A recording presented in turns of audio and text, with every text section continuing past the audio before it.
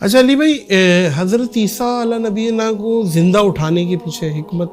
جو سمجھ میں آتی ہے آپ کے نزدیک، آپ کو کیا لگتی ہے؟ زندہ اٹھایا گیا، اب دیکھیں حضرت عیسیٰ اب بھی آئیں گے اور دجال جیسی پاور جس سے کوئی مقابلہ نہیں کر سکتا وہ پگھلے گا، اور حضرت عیسیٰ اتنے پاورفل ہیں، تو اس وقت بھی جو ان کے خلاف تھے تو پاور تو ہو سکتی تھی، بہت ساری چیزیں ہیں، لیکن ول آف گاڈ ہے، ظاہر ہے اس پہ بات اس پہ تو ہم کر نہیں سکتے، لیکن جو حکمت ہمیں سمجھ میں آتی ہے اٹھانے کی، اور حضرت عیسیٰ ایگزیکٹلی ہیں کہاں پہ، یہ بتاتے ہیں دو پوائنٹ۔ پہلی بات تو یہ کہ عیسیٰ ابن مریم کا اٹھایا جانا اس سے زیادہ حیران کن چیز ان کی معجزانہ پیدائش ہے۔ صحیح ہے، بالکل ٹھیک ہے، نبی الاسلام بھی آسمانوں سے سیر کر کے آئے ہیں، بالکل ٹھیک ہے، ٹھیک ہے،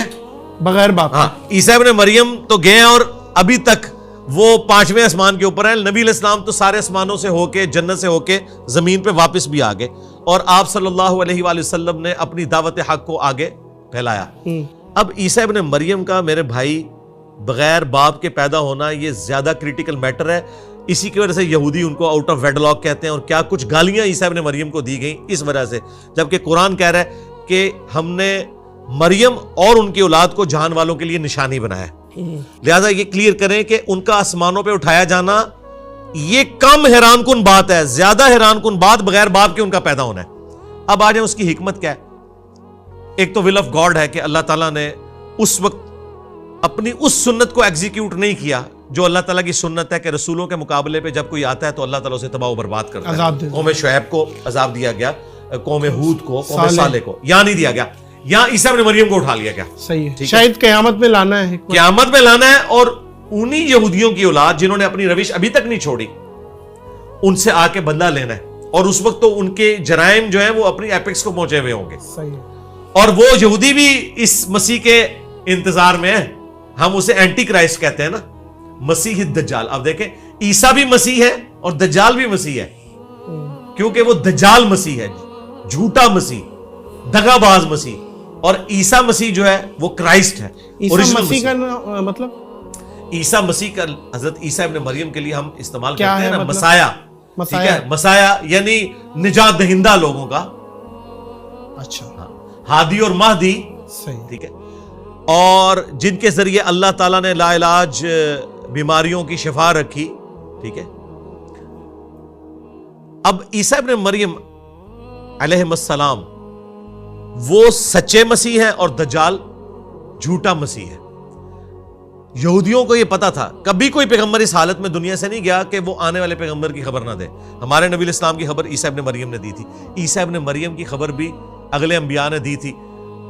کہ ایک مسیح آئے گا، ان کی کتابوں میں لکھا تھا، لیکن وہ مسیح آیا، ان کے اوپر انہوں نے الزامات لگائے، اللہ تعالیٰ نے انہیں اٹھا لیا۔ اب جب دجال آئے گا نا،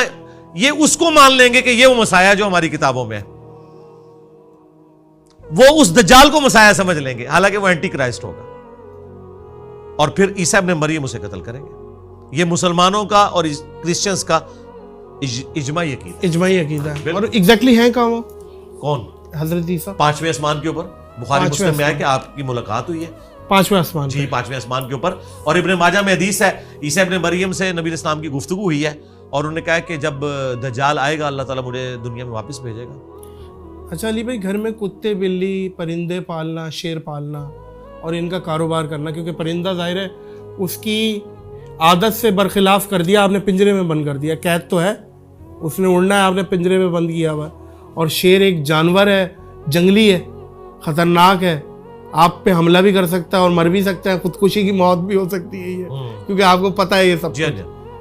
اور پھر اسی طریقے سے کتے بلی پالنا، بلیوں کا اکثر لوگ بہت، ہر تیسرا چوتھا گھر مجھے لگتا ہے کہ بلی ایٹ لیسٹ پرشین کیٹ پالی بھی ہوتی ہے۔ اس پہ ان کو پالنا اور ان کا بزنس کیسا ہے؟ بلی پالنا ہے نا، یہ تو بالکل درست ہے، اس کے اوپر کسی کا بھی کوئی اختلاف نہیں ہے، بلکہ صحیح مسلم میں حدیث ہے کہ یہ بلی چونکہ اکثر تمہارے گھر آتی جاتی ہے، اس کا تھوک بھی پاک ہے۔ اچھا، بلی اگر آپ کے کھانے پینے کی چیز میں یا برتن میں منہ مار دے تو وہ پاک ہے، یہ صحیح مسلم کے اندر حدیث موجود ہے۔ اچھا، اب رہ گیا کتا، اس کا تو تھوک ناپاک ہے، وہ تو بخاری مسلم میں آیا کہ آپ نے 7 دفعہ برتن کو دھونا ہے۔ البتہ کتے کو رکھنے کی اجازت ہے، قرآن پاک میں سورۃ المائدہ میں ہے کہ جو